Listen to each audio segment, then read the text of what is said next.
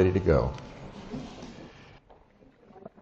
It's easy to lose focus, like a dog in a room full of squirrels, somebody told me last night.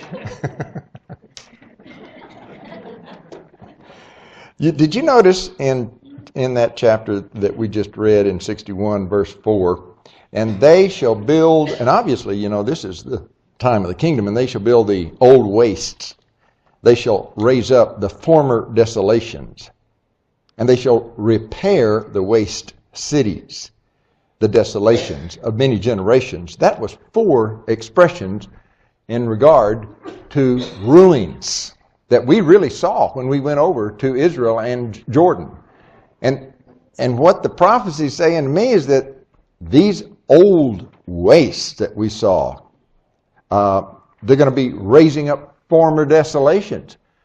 All of these things that tourists go through today over in the Holy Land and look at, and you're going to see that they're just rubble and ruin. You've seen one, you almost seen them all. But in reality, when you read that and look back at chapter 58 in verse 12, the same thing. It says, and they that shall be of thee shall build the old waste places. Thou shalt raise up the foundations of many generations.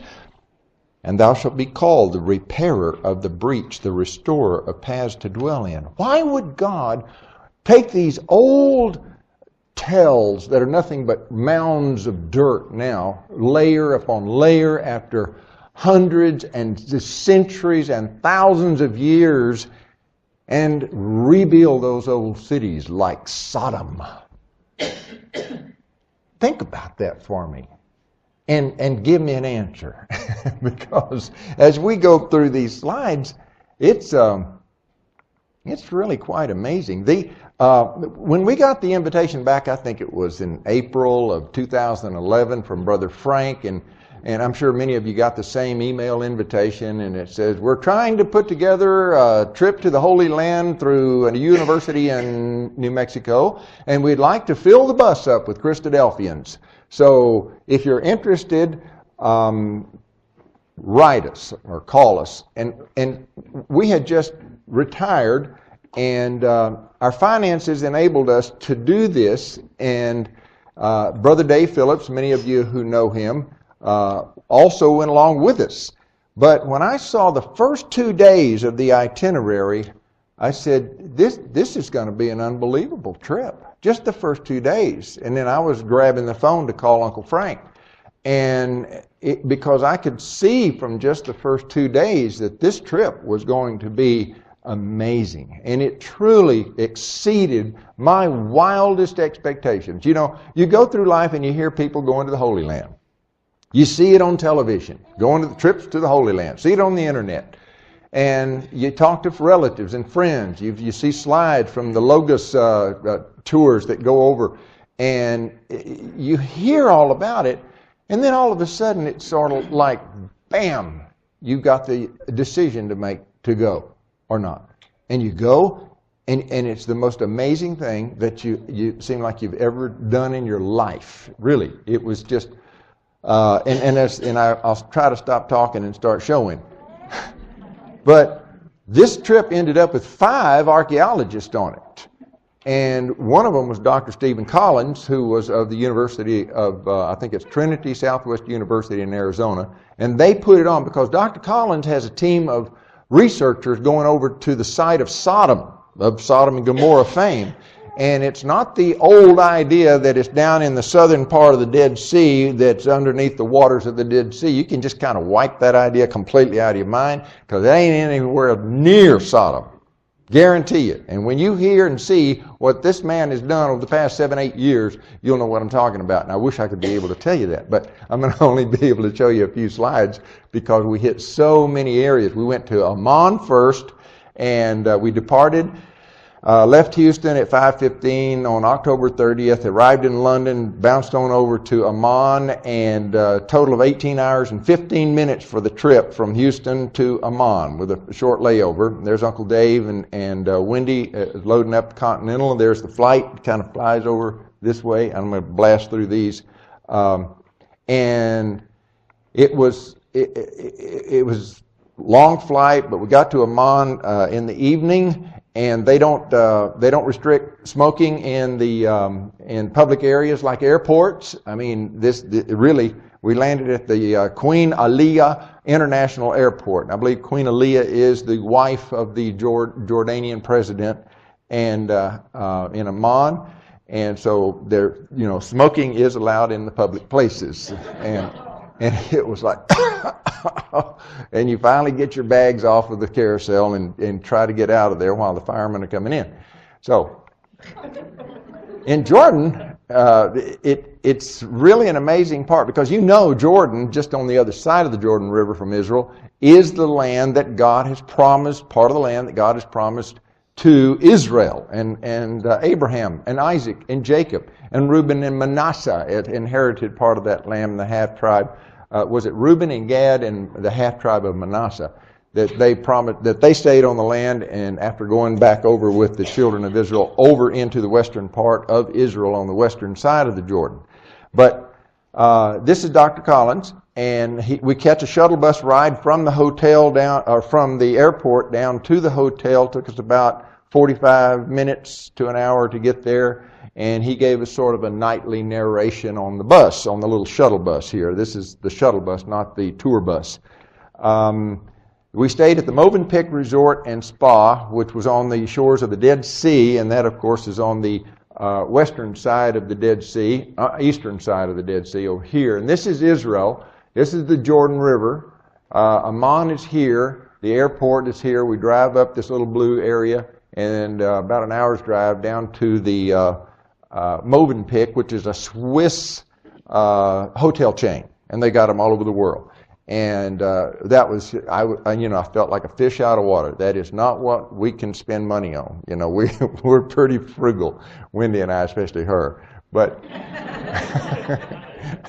but it really was a nice 5-star hotel, and we didn't take advantage of all the amenities. Like I don't think Wendy got a massage unless she did it out, without me knowing it. I don't know. She didn't, but. But it was a nice hotel, and we're just going to blast through a few of the slides. Everybody enjoyed it. We had 27 Christadelphians on the bus, and about 13 others from other denominations. I may have mentioned that. So this is kind of just a keyhole view of that hotel. Nicely landscaped. I think it's been there about maybe 7-8 years. It's new. It covers a lot of territory. We won't go into that one. That's actually a digital brochure. If you ever want to bring it up, it's called Movenpick on the Dead Sea.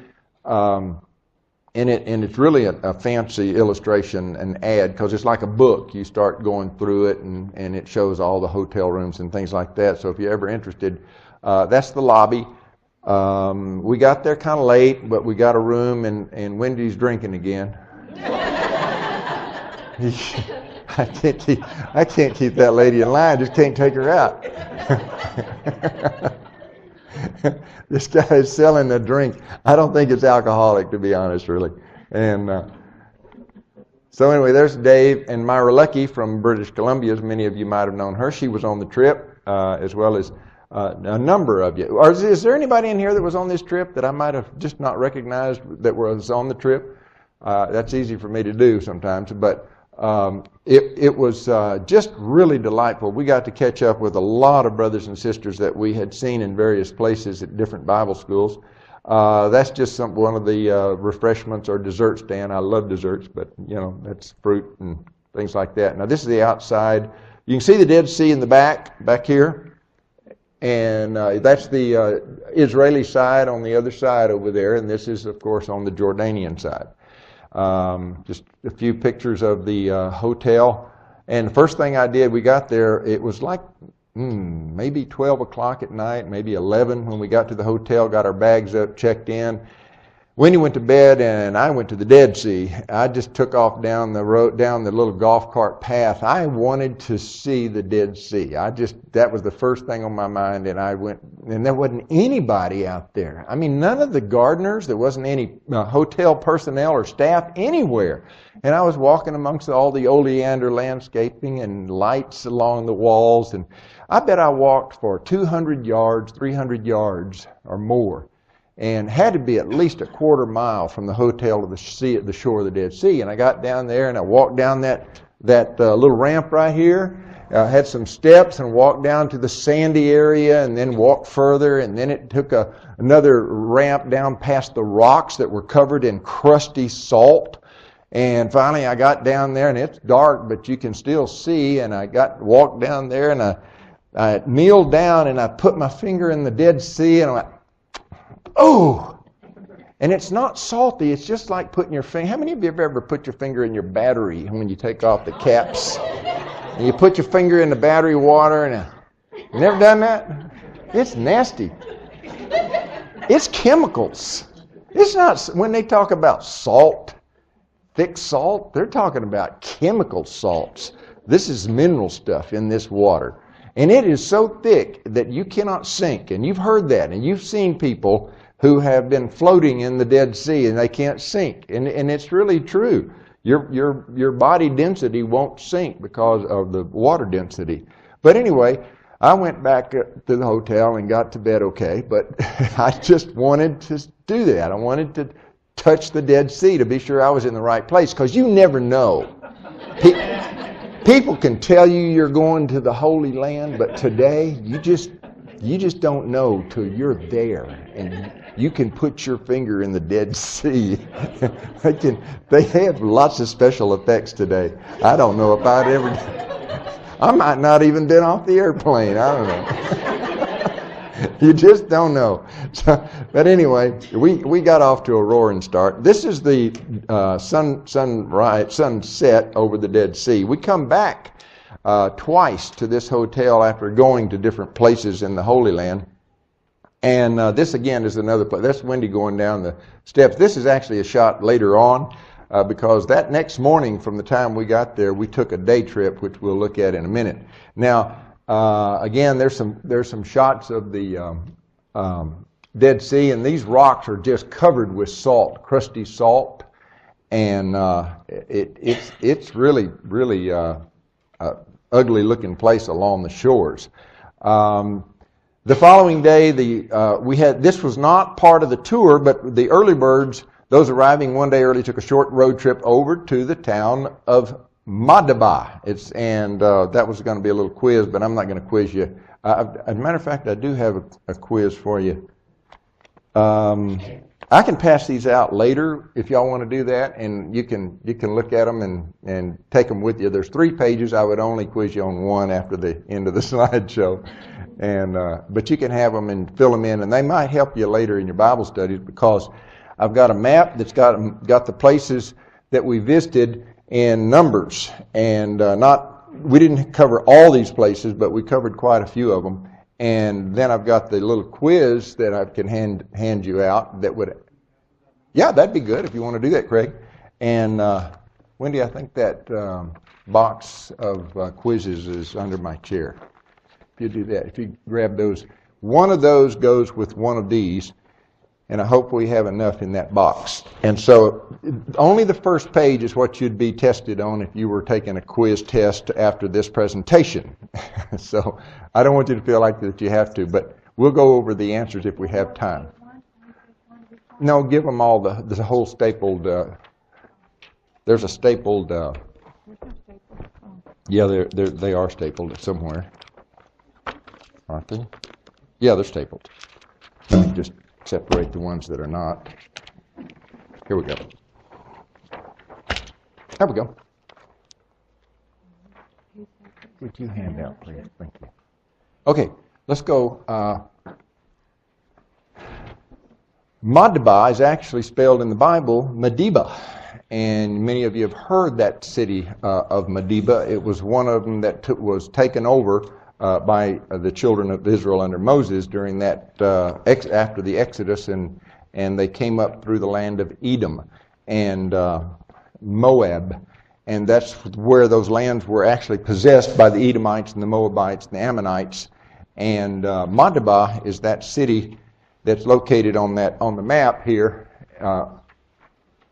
right here, and you'll see a few other cities. So what we're going to do is just take a tour up through Mediba or Madaba and come back down, and we'll show you maps as we go along.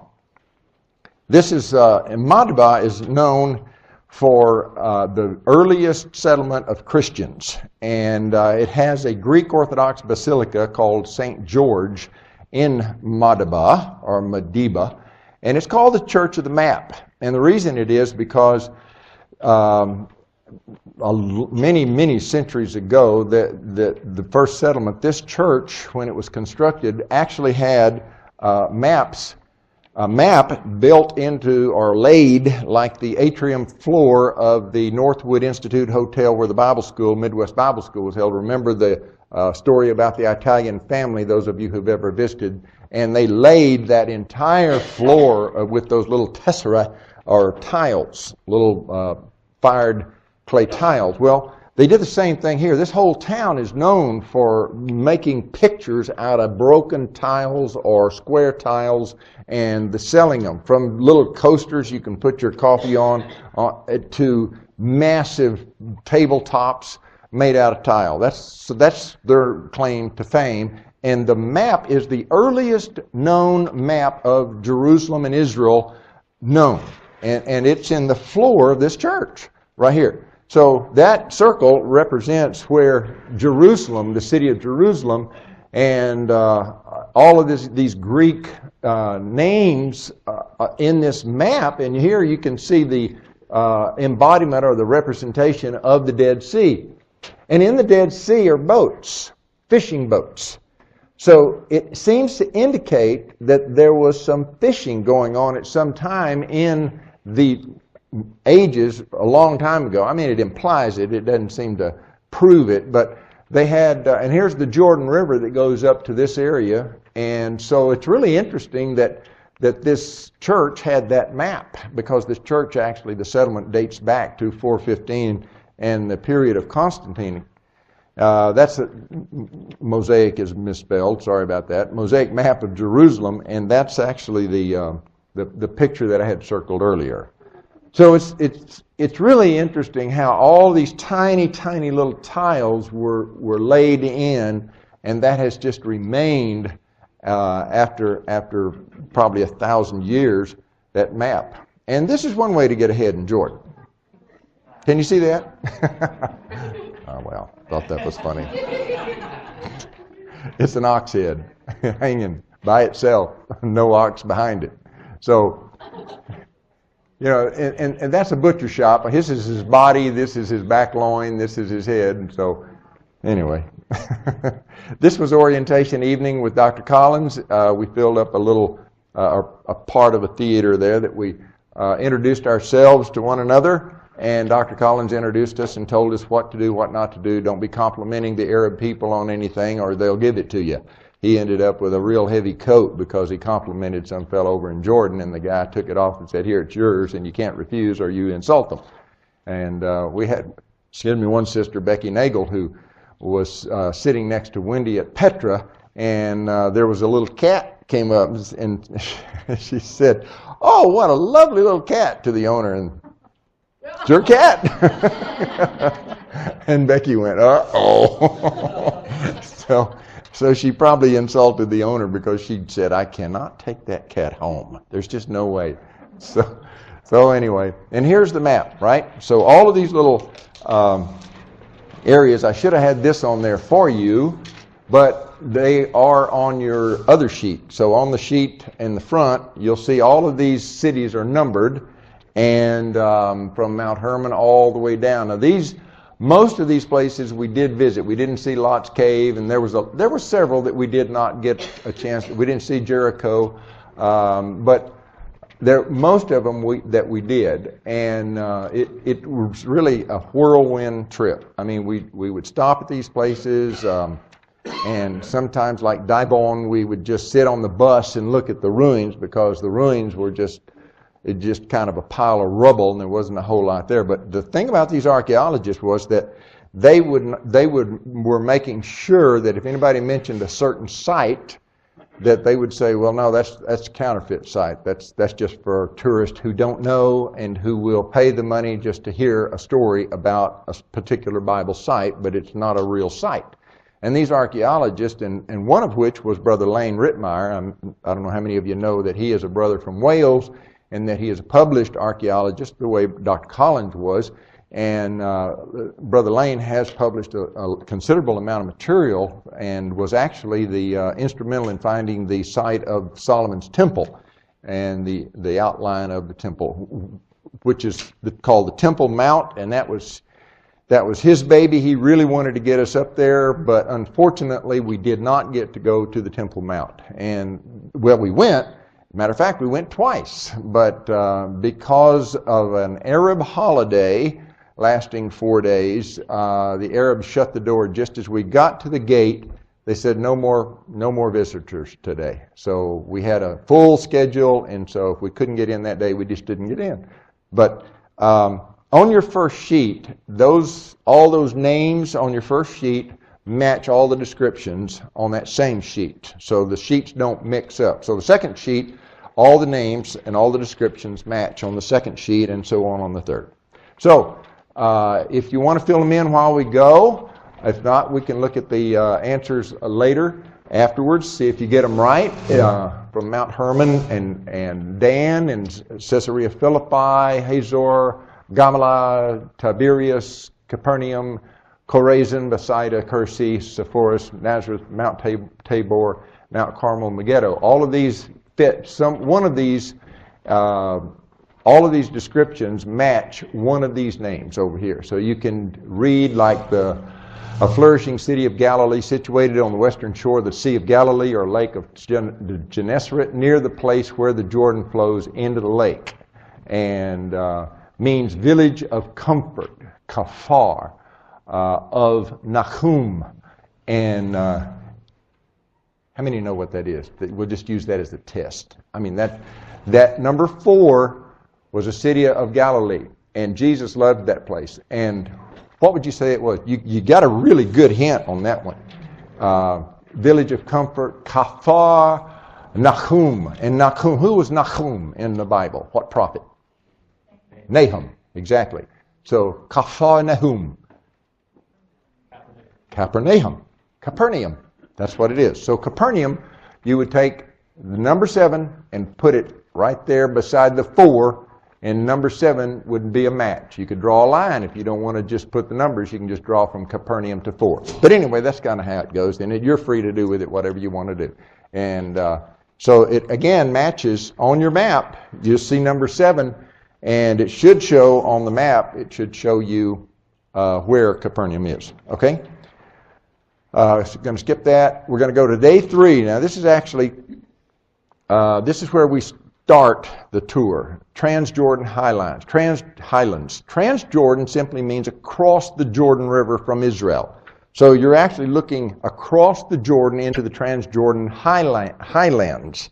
And we're going to go to Mount Nebo, Heshbon, Aroer, Dibon, Macharis, and stay overnight in another Movenpick hotel down in Petra. And so we're going to try to go through that. We're only going to be able to do Jordan, tonight, and hopefully we'll get through Jordan. But there is a lot to see in Jordan. A lot has happened in the nation of Jordan. Most slides, when you hear somebody go through the slides of the Holy Land, they usually take you straight to Jerusalem and everything in Israel.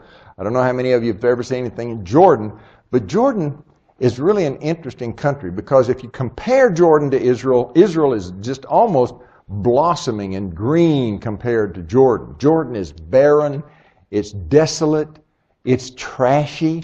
I mean, the highway, the King's Highway that you read about in Scripture, we actually drove on that, but it's littered with plastic bags. There's enough plastic bags on the shoulder of the King's Highway to probably build 20,000 plastic cars. It's just amazing. And it's just unfortunate. It's just a sad state. It's like nobody wants to clean it up. You know, they should have a highway litter campaign going or something. This is our tour bus, and we were on and off it, of course. And we, on this day of our trip from Madiba, actually we covered, like I said, Madiba the first day and then went back to the hotel. Then this next day we started the tour. And that's when we headed up to Mount Nebo. This is driving through the landscape of Jordan. and this is sort of the suburban homes of Jordanians, and mostly they're made of cinder block, concrete, and rebar. They're flat roofed and mostly projecting. A lot of them, you'd be amazed at how many have steel rebar sticking up out of the roof at certain beams, at certain critical points of the roof. And when I asked them about it, they said, well, they just may extend their houses, and everybody seems to relish the idea that they're going to keep building up. And it's like everybody has that. I found it an odd situation. And so we're driving through the Transjordan highlands, and they let me off to take a picture, but they took off and left me behind. No, I'm just kidding. They didn't really. They did later in Amman. Wendy and I had to chase the bus down. They thought, no, they finally had a change of heart and said, we can't leave those two Texans back here in Amman. So they slowed the bus down, and we got to get on the bus and come home. These are Bedouin homes, as it was in Abraham's day, right out there in the land. They had them. We were over at the Arnon Gorge at one point and taking pictures. I don't think I have the picture, but it was, they had the door open, and 3 or 4 little half-naked kids were there, and they had a donkey that was just staggering. He was about to go down. I think he actually did go down before we left and died. But he was kicking up a bunch of dust, and I kind of thought he was just taking a dust bath, like elephants do. But somebody said, no, he was on his last leg. But the tent that he belonged to, the Bedouin family, actually, they had the flap pulled back, and there was a television glowing inside of there. And I thought, no, that's strange. And it really was a television glowing on the inside of this Bedouin tent. I'm sure Abraham would have been surprised at that. The Jordanian army troops guard the water lines that traverse the countryside from the high places. So this was just taken from the bus as we drove by, but they really did. They were serious because there were so many attempts by Jordanians to steal water off these main lines, these water lines. So again, we're back to day 3. That must be no, I'm showing you where Mount Nebo is. This is where we're going to Mount Nebo on this map. So that's Jordanian flag, and there's only 2 places to cross from Jordan to Israel, and that is in Jericho and Jerash, Jerash. And I don't think that one's on the first page. It might be on the second, but Jerash and Jericho are the only 2 border crossings from Israel into Jordan. And so in Deuteronomy chapter 4, verse 45, these are the testimonies of the statutes and judgments which Moses spake unto the children of Israel after they came forth out of Egypt. On this side Jordan, in the valley over against Beth Peor, in the land of Sihon, king of the Amorites, who dwelt at Heshbon, whom Moses and the children of Israel smote after they were come forth out of Egypt. And they possessed his land and the land of Og, king of Bashan, and the 2 kings of the Amorites, which were on this side Jordan toward the sun rising, from Aroer, A-R-O-E-R, from Aroer, verse 48, which is by the bank of the river Arnon, even unto Mount Sihon, which is Hermon. And all the plain on this side Jordan eastward, even unto the sea of the plain, under the springs of Pisgah. So we're going to look at Arnon, the city of Aroer. And you'll notice that on number 34, we see Mount Nebo, which is where we're going first. So a view of Mount Nebo as we're coming up the road is on top of this mountain. This is where Moses looked out and saw the land. And these are a few of the slides in the view that he would have seen from Mount Nebo. Okay? There's our guide, and this is a Jordanian archaeologist who worked for the Hashemite or Jordanian government, and that's George. And this is Dr. Collins, and this is Ruth and Matt Bittinger. Some of you may remember them, and Mike, and what's Frank's daughter's name? Sharon, thank you. And they were on the trip. And this is a little map, steel map, that while you're up on that hill, that rise, you can look out and see the cities of this line. If you're faced that direction, you see Nablus, this one Jericho, Ramallah, Jerusalem, and the Mount of Olives is that straight out direction. Qumran, Bethlehem, Herodium, and Hebron. So that sort of is a map, and this gives you in kilometers, the distance in kilometers below that.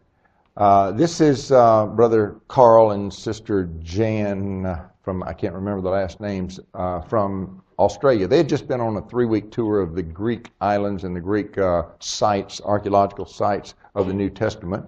And they were really doing well. Here's a rolling stone, not Mick Jagger, but a rolling stone. Looks sort of about as old as Mick Jagger looks today.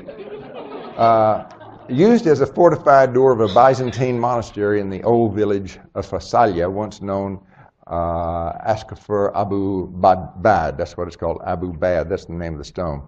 Abu was, wasn't that Aladdin's monkey? Was. Abu Bad, Bad Abu. Heshbon, Tal Hasban. So when you talk about a tal, it's the same thing as a tell, and most of us knew it as a tell, but they call it a tal, which is, I think, the more of an Arabic term, and you can see the Arabic language on that sign. And so we're going to Tal Heshbon. So this is Heshbon or Hezbon, and it's located in. Oops, I didn't do you right? Let's see, Tal Hezbon. Let's find it. That's wrong. That's Mount Nebo. I didn't change that. So Heshbon is over here, right? It's somebody help me. Nope. I don't think it's on here, is it? Nope. It's not on here. That's one of the places. This tour took us off the beaten path of most tourists. So Heshbon's not on here. I'm sorry. But it was an interesting site. It did have some really amazing looking ruins, and a lot of them were Byzantine. And as it brings out, and I won't go in through them, but that period of it was called a Byzantine ecclesiastical or religious center in AD 324 to 661. So when Constantine was ruling, and his mother was going around pointing out sites like, well, I think this Mount Sinai, this mountain must be Mount Sinai, and thus and thus and thus and thus. The archaeologists now today have researched things and verified whether she was right or wrong. In most cases, she was wrong. But this is Heshbon, and let's just take a quick look at that. In Numbers 21, 25 through 34, it's used 6 times.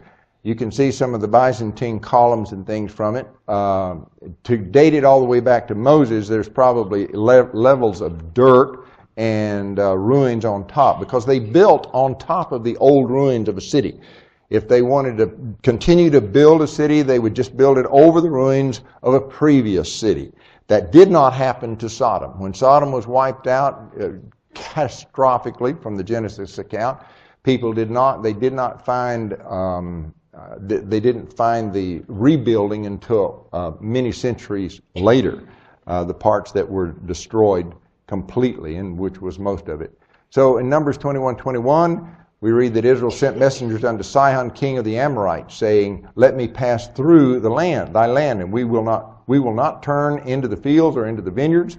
We will not drink of the waters of the well, but we will go along by the king's highway until we be past thy borders. And of course, that was Moses' plea to him, but he wouldn't have it. So Sihon would not suffer Israel to pass through his border, but Sihon gathered all his people together and went out against Israel into the wilderness, and he came to Jahaz and fought against Israel. So this is the area. They took the cities. Israel dwelt in the cities of the Ammonites in Heshbon and in all the villages thereof. For Heshbon was the city of Sihon, king of the Amorites. So this was this capital of the Amorite kingdom, who had fought against the former king of Moab and taken all his land out of his hand, even unto Arnon. And we're going to go see that in just a moment. And that is Skip. Is that Skip Bartholomew? Is that his name? Josh Bartholomew. Yeah, that's Bart Bartholomew's grandson. Okay. And there's some archways that sort of tie in with our study today.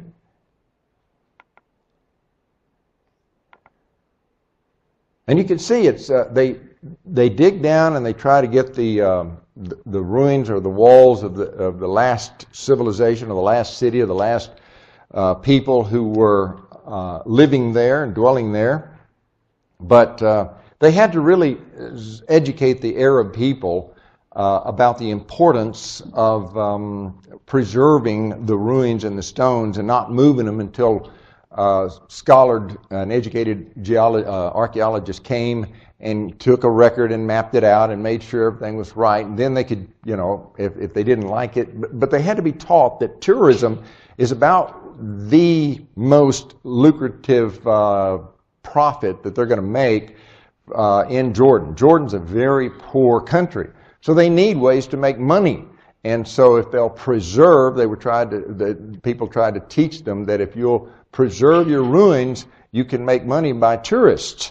And tourists will come by and you can sell them postcards. And the problem is we were told not to buy any postcards from the little kids because the kids would get out of school, that they go buy a bunch of postcards and say, $1 dinar for these postcards. And so they try to sell, and they say if you keep encouraging that, you're enabling them to drop out of school, lose an education, and all they'll do is just try to sell souvenirs to tourists. So that kind of gives you a perspective of where the bus is down here, and we had to walk all the way up, and you had to be in better shape than Sister Wendy and I are today to do this. And over time, the bones start to lock up on you. So, all right. So I've added too many slides on Heshbon, but it gives you an idea of what we're looking at. And this is just an interesting one. Then said Jesus unto them, Verily, verily, and I was up on top of Heshbon looking down at this sheepcote. Jesus said unto them, Verily, verily, I say unto you, I am the door of the sheep, and all that ever came before me are thieves and robbers, but the sheep did not hear them. I am the door. By me, if any man enter in, he shall be saved, and shall go in and out and find pasture. So Jesus is using an illustration of a sheepcote. And this is one that we would see just like this one. So I took some pictures, and I want one of the young people to come up here and point out the door to this sheepfold. This sheepfold or sheepcote was a pen that was made up of these rocks from Heshbon. And some young person, would you like to try, honey? You want to point out the sheep? Where's the door of this place? The door of this fence. What's your name? Ruth, come on up. Can you point out where it is? Where's the door? Can you see it? There it is. You got your shadow in the right place. Good, Ruth. Thank you, sweetheart. Good. Okay, she got it. And that's the door. Now, the shepherd would actually sit in the door at night after he got all his sheep inside. And so all his sheep are gathered up, and they're a shady place is prime realty for those sheep. They're all kind of squeezed in there underneath the tin cover. But looking back, you can see that if a shepherd was out, he would keep his sheep from going outside the sheepcote by sleeping inside the door. That's why Jesus said, I am the door. And so he is the door and the shepherd, and he would not let an animal or a wolf come in and take the sheep, nor would he allow the sheep to get out. And so he would sleep by sleeping in that door that you pointed out, Ruth. So it's really an important lesson, and the more you get familiar with the culture of the land and the places, the more the Bible will truly make sense to you. Okay, now this is Aroer, the town on the edge of the gorge. That's what that word means, Aroer. And that's an enormous gorge looking out from a ledge, and it's actually the river Arnon. You'll find that in your Bible, and there's Wendy and I just taking a picture, and that's Dave and brother Tom Nagel and myself up on the edge, and that's a sunset dropping out over the eastern horizon over the other side of the Arnon. It was actually the border of the tribe of Reuben later on, this deep gorge. So Dibon now is mentioned in Numbers 13, 1 through 5.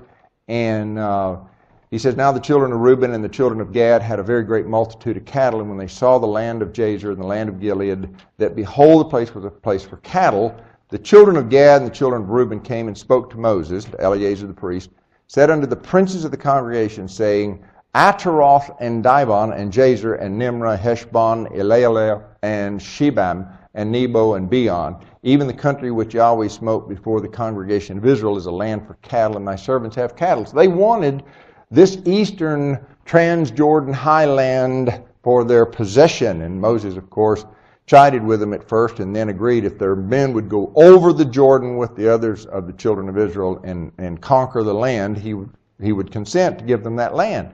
And that's what they did. So the land we're looking at in Jordan, we don't want to forget, just because Jordan has possession of it today, it's like our hymn said, that those desolate and waste places that are now in the hands of Gentiles will soon be handed over to Israel. And as we saw on our map of the cantons that are lined out, it will extend even long past that. This is Dibon fast food. These are little, what's the name of the little pocket sandwich that you make out of a pita bread. And most of us didn't get off the bus, but there's a handful of brethren, a couple of sisters that did get off the bus and to eat a fast food lunch and falafel sandwich. That's right. And this shepherd was just coming over the hill of Dibon, and Dibon is right behind him in the ruins back here. So we saw that from the bus and made an interesting picture. That's some more of the ruins a little bit closer of that area, so that city. And we talk about, like I started with the class, these are waste places, desolate places. And the Bible seems to indicate they're going to be built back up as a witness and a testimony to the living Word of God, that these places, when you run across some of these places and the archaeologists say, yeah, this is most likely, because of the evidence and the map and the directions from the Scriptures, the place the Bible talks about, people say, yeah, well, that's your conjecture. May or may not be. But when Christ returns and fulfills that prophecy in Isaiah, and He rebuilds those cities, and men and women who are resurrected from that day, like Moses says, yep, that's the place, and yep, that's what it looked like, and yep. Well, he won't be using that Texas term. But anyway, he'll be saying things like, I confirm as an immortal that this is the place. So there will be no disputing anymore. Archaeologists can say what they want, but Christ and the administration of the saints will truly be able to identify the waste places, the desolate places, rebuild them into the biblical cities that will now be governed by the faithful saints, kings and priests in that day. So these kind of ruins, they're going to be built up. They're going to be reestablished as a witness to the world, I believe. So, interesting, in Dibon, what happened was they found this weird-looking stone. Almost looks like a gravestone, doesn't it? But it's called the Stela of Mesha, King Mesha of Moab. So it's mentioned also as a waypoint, the Dibon and the Israelites in Numbers 33:45. They departed from Lim and pitched in Dibon Gad, according to the Mesha stele found at the site. Mesha, a Moabite king, expelled the Israelites and established ancient Dibon as an important settlement in the kingdom of Moab around 850 BC. A priest found that stone, or an Arab from Dibon showed him the stone, and it was intact. And he took a rubbing of it, of all of the information on that stone. And it's incredible because it mentions King David and others, but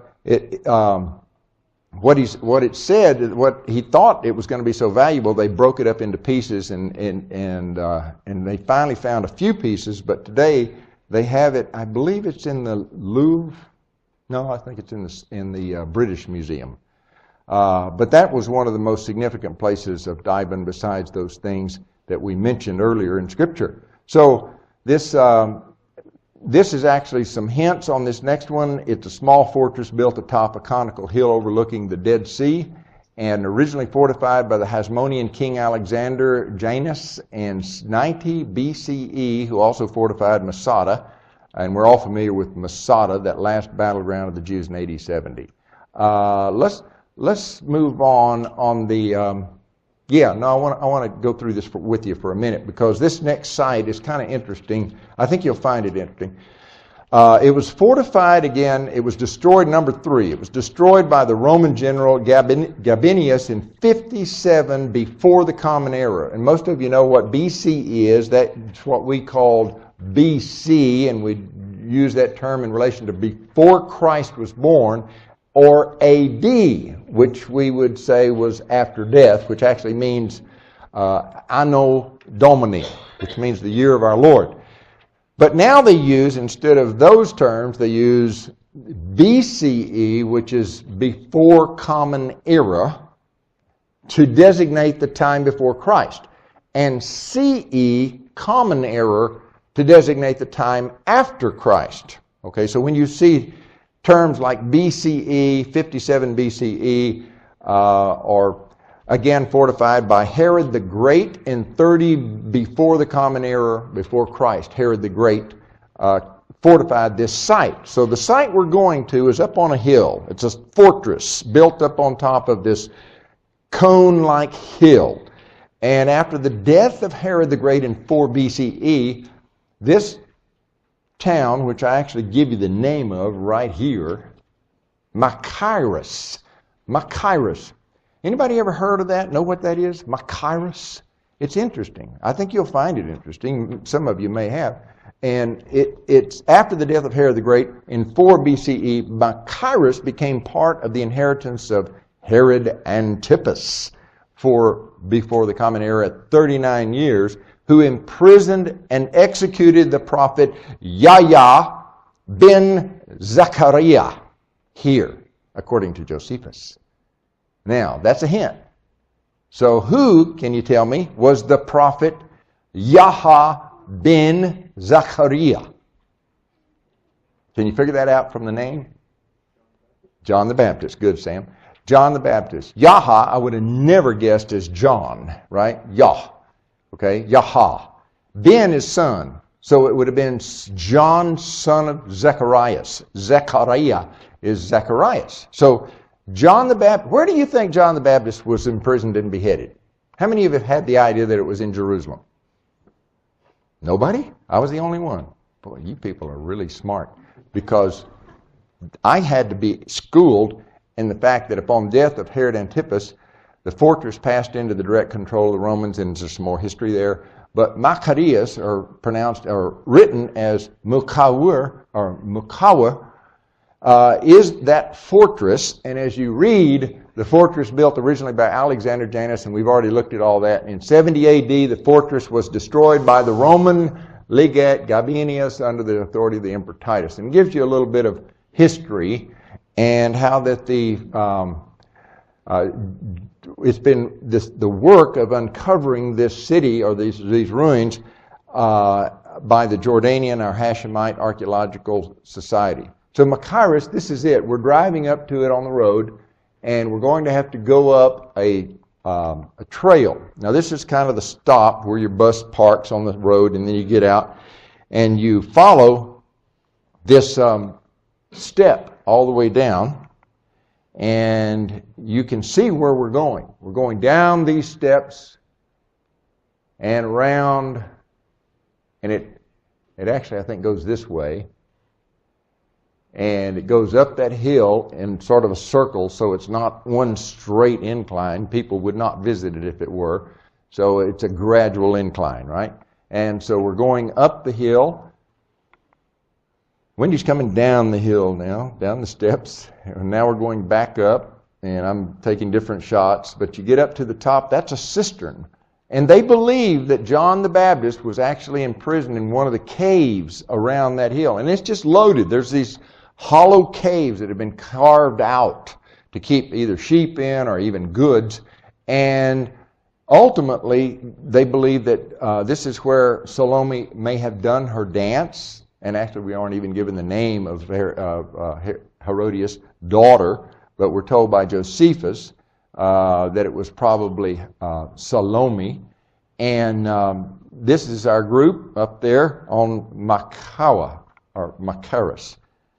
Okay, so here's a few of the, just a few slides of that area where Herod had this fortress built, refortified, and had his feast and parties out in that area. Now, on your map, and I'm not exactly sure, I don't have a map with me, and I should have one up here in a minute, but this fortress was right across the Jordan from Jerusalem and would have been fortified and provisioned by Herod as sort of just a border fortress that he could go to. And this is where Many of the archaeologists believe that John the Baptist was imprisoned and finally beheaded after the dance of Salome. That's the Dead Sea. You can actually, well, you can see it right from here. You can see how close it is to the Dead Sea. Now, we stayed overnight at the Movenpick at Petra, and then we took, the next morning, we walked from the Movenpick Hotel down to Petra. And these are just a few shots of the Movenpick. It's just like the other one. Very similar.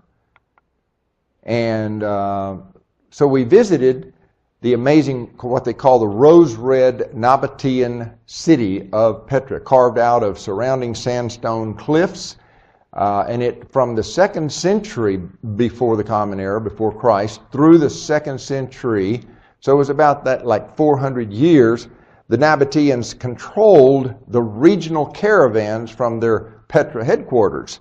And this was a massive city. And if you've ever seen, I think they used this as a backdrop to the movie George Harrison was in, the Raiders of the Lost Ark.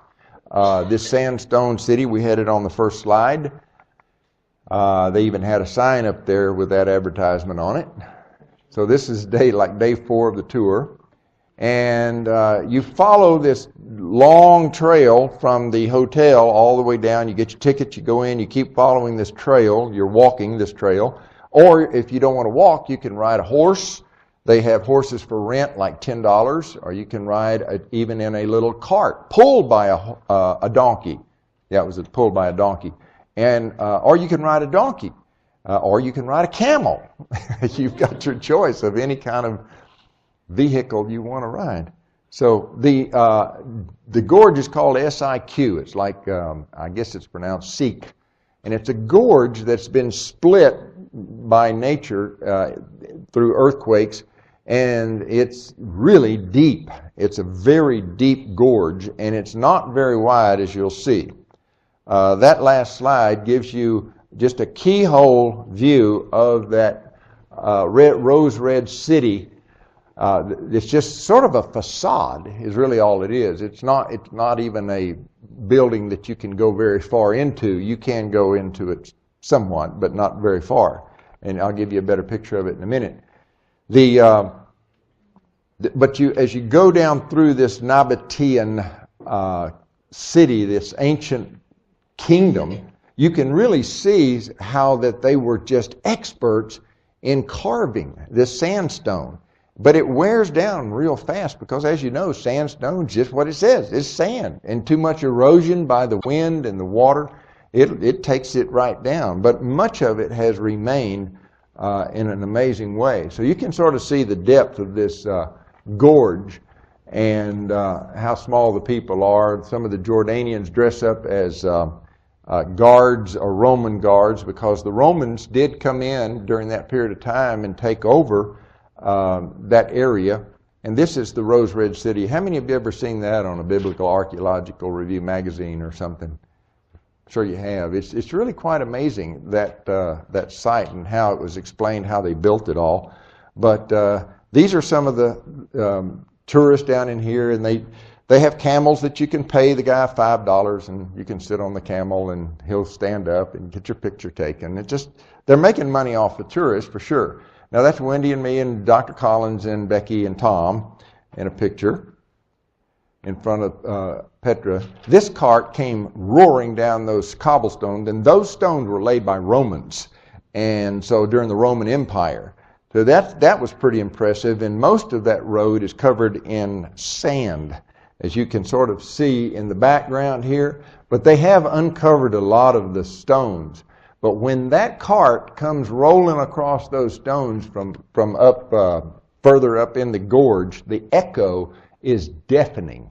And it sounds just like Gideon's army must have sounded, you know. And when they were fighting the, help me, the Midianites, thank you. And it was just deafening, and you're like, I'm going to get run over by this cart. And you jump out of the way, and this guy's just going 30 miles an hour driving this cart with this donkey. I think that's a horse. That's not a donkey. I should know that. I'm from Texas, right? So This, that was a horse. A lot of them were pulled by donkeys. But here's our group again looking up at Petra and at the various. And this is Uncle Dave Phillips on a camel waving to you. I don't have a picture of the restroom, but the restroom was amazing. They had cut into, I think they did this themselves, or it was already carved out, but it had the most beautiful swirls of red and pink and orange and brown, and these swirls were just the rock that had been eroded away by weather. And then they glassed off the areas where water could come in if it rained. And it was just amazing. So I took my camera in there and I was filming the roof of the restroom, and a guy walks in and looked at me like, "What are you doing, you perv?" No, it's not what you think. But it was amazing, and I'm just so impressed by geology and things like that. But here again is the taxi service. That's lunch. It really looks good. It was expensive, and that's what it amounted to. That's a cheese falafel. 2 pieces of American cheese and a tortilla. So the trees that would grow there actually grew because the water would come down a fault line from the top of that gorge and just find its way from way up on top, and they would find their way. So this is Petra Hotel, and so let's see. We're going to blast through that, and I think we're about done here because I don't want to. I'm just going to kind of blast through these. This fifth day, day 5, was the Jordan Valley, Decapolis, the 10 towns. And I don't want to wear you out. Jerash, Kai is Gadara, where Legion was a citizen, Gadarenes. And that was just really one of the most beautiful places in Jordan, I thought. And we did have an evening meal there and watched the sun go down over the Sea of Galilee and border crossing into Israel. This is Jordan Valley as we went north, back up past the Movenpick Hotel that we stayed in originally. And olive yards in Jordan Valley were 12 million olive trees in Jordan. That was one of their major commodities, is that they would press oil. And we saw an oil press, several of them. And the Jordan Valley outcrops, these geological outcrops are seen because all of you know the Jordan River is created by an earthquake fault, a major Jordanic rift fault that runs north and south and created the actual Dead Sea. And so when these 2 plates are shifting, one to the north, one to the south, that's what creates that depression and that 1,260 feet below sea level, Dead Sea level. So these outcrops and things are quite frequent. This is Jerash, Gerasa, Jerash, and Matt and I are taking pictures of, I think Ruth taking pictures of us. This is Kai, pronounced, and it's Gadara, or of the Gadarenes. And really quite an amazing city. A lot of this is Byzantine brickwork or stonework. And amphitheaters were created almost like it was a union team that would go from town to town saying, "Y'all want an amphitheater? We'll build it for you." Because it was almost identical in every town. You'd see an amphitheater. It would be about the same thing. And really precise work on the stonework, but they were very similar with the arches and things. Our guide George is walking up the street of Gadara, a view from Gadara looking southwest. And I'm sorry to just be blasting through these, but I don't want to detain you any longer than I have to. Again, the restaurant of this place is right up here on this, between these 2 arches.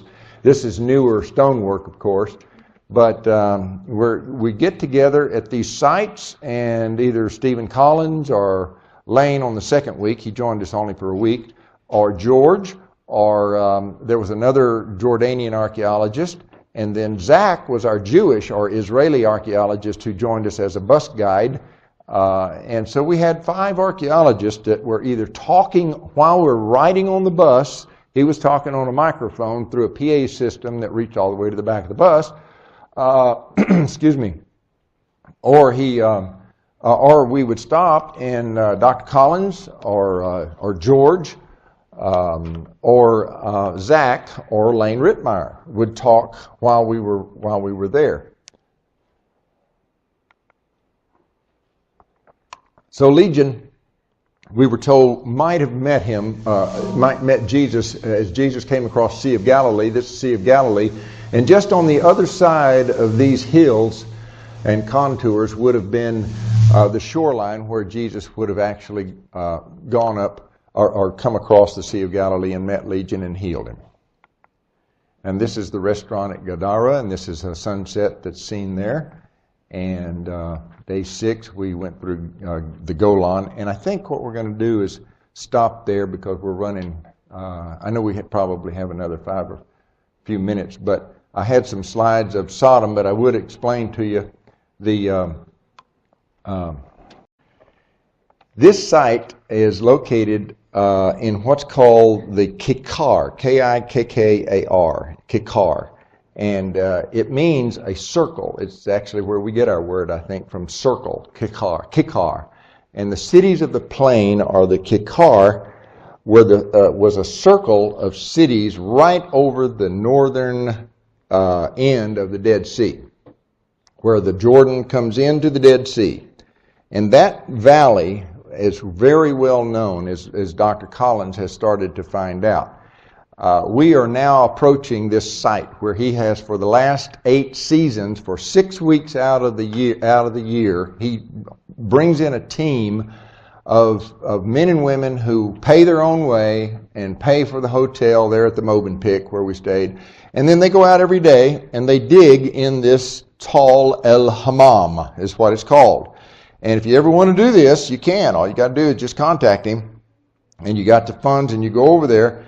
But these are potsherds in that area that they have dug out, and they throw away most of everything and that people hang on to. And these are potsherds from various ages all the way back to the time of Abraham, the Iron Age, or the Bronze Age, I'm sorry. So the Bronze Age is the time of Abraham, and he has uncovered a massive city that he believes was actually the site of Sodom. And his evidence is overwhelming. I mean, there's just no way that any archaeologist could refute what he has uncovered in this vast city complex. It's got an upper city and a lower city, and he's dug into this area that shows you ramparts that were built back in the days of Abraham, or the Bronze Age, with mud brick and not with stone. If stone came later, when during the Iron Age they had the tools to chisel stones out of the quarries and to chisel them, make walls, and embed those walls and build stone walls. Not during Abraham's time. During Abraham's time, they know that these mud brick ramparts now that is a fly. You see that fly? That's a fly. And those things were atrocious. You're always doing this the whole time. It was everywhere. And so I happened to catch that off a video snag, right? I saw that fly through there and I caught him. I wanted to show you that. But anyway, these now he's showing you that rampart. And this stone wall compared to this wall over here, this is mud brick behind him. And he's explaining the difference in this stone wall, and which is Iron Age and field stones, and you can see the cuttings and how they're shaping these stones and to build these vast walls. And what's amazing is that Lot, he explains, came up when he left Abram. He came up and he would have dealt with, in those days they were called shepherds. And there was a shepherd. I'm losing the term, but these shepherds that had large groups of employees, like Lot had. The reason he had to separate from Abram, remember, he moved down towards Sodom, and he would have set up out in that plain. In some of these pictures, you'll see the view of the plain behind. You can see that one. You see the plain back here. Well, that's where Lot would have set up between, and he became the first line of defense for the King Bera of Sodom. And so King Bera would say, "Yeah, you can graze your sheep out there on the condition, and he would tell this to all shepherds who came up, that you fight the enemy who comes in to take us first. And so when the 5 kings of Kedorlaomer and others from the east came in to fight, that's who they hit first, was Lot. That's why they took him captive, is because he was down there as sort of a protective barrier to, as well as other shepherds. They were the suburban shepherds. And so Lot would have actually, that's why he was taken captive, and King Bera was still on site, remember, when Abraham and Melchizedek met and the king of Sodom came. So that was really quite an interesting education. And Dr. Collins was real good about explaining all of these areas. And this particular area, that particular site, this last slide, was, he pitched me a stone that came off of the, he said it came off of the floor of what he believed was a palace that belonged to King Bera, and was the fired clay tile, like bricks. They make them out of red clay, and then they fire them, and then make them real strong. That's what you build your houses out of. Well, he had believed they had uncovered the floor of the palace of King Bera, and I'm not sure how that would have escaped the cataclysmic destruction of Sodom when God destroyed it. But he believes he was dug down when we left the top of this tall and went further and further down, and you'll see slides of this later. We went all the way down, and he said, now this area down here dates farther back to the time of Abraham. And so when he's explaining the dig and how they had found this level, in his slideshow he actually presented the night before we went out here to Tal Hammam, he was showing us how that they found the bones of people that were bent back as though when they were running, that they were just extended and destroyed on the spot with a very, very sudden blast. And that the way the bones were bent showed that there must have been a cataclysmic, like a volcano or a meteorite or something, that destroyed that area. And the whole level was ashes, dark ashes down there on that very, very low level. So this again is up in the upper city of King Bera's palace, and this is where the floor tiles were found, and all that pottery, all the little potsherds that were in that big pile.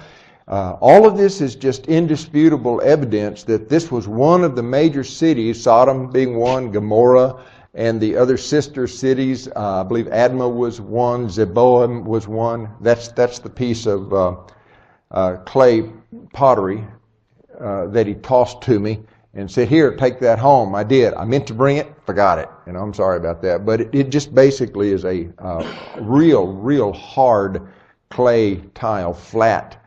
Another thing that I did secure from the site here, as you'll see in a moment, the whole group we were just fascinated by it, and he of course welcomes donations to the dig, showing it, but he's, like I say, he's worked 7-8 years on just the physical dig.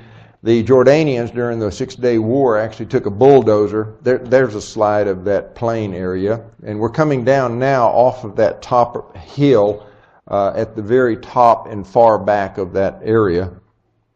And again, I don't know how. I'll have to ask him how he believes that could have possibly been the palace of Bera.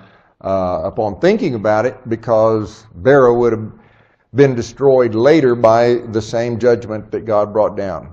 And that's me down there digging out a bottle of dust from the level of that ashes area below during Abraham's day of the Bronze Age.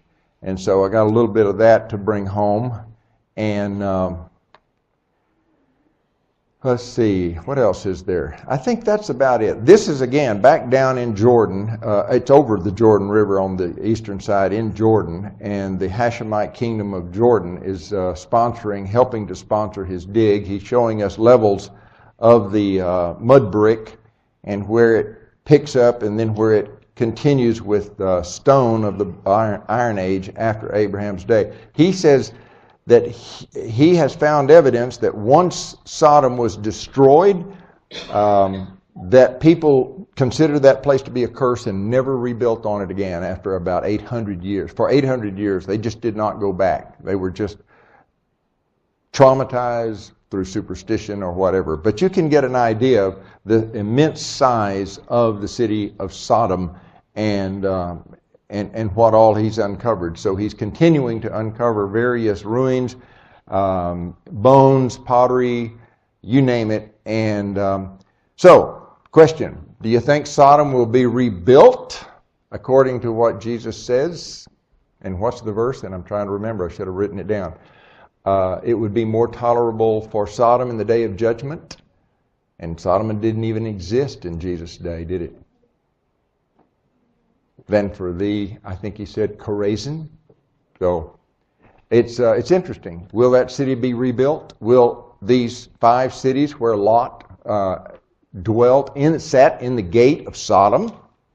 It's kind of interesting, isn't it, that this is being uncovered at the time where, just before Christ comes. It's sort of like the Dead Sea Scrolls were discovered at the time the year before Israel became a nation.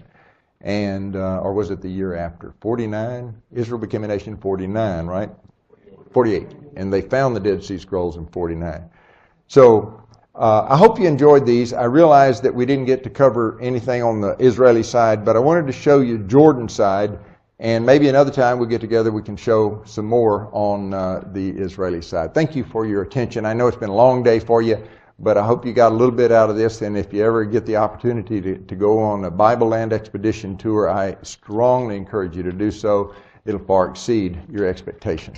Thank you. Craig, I'm going to turn it over to you, buddy.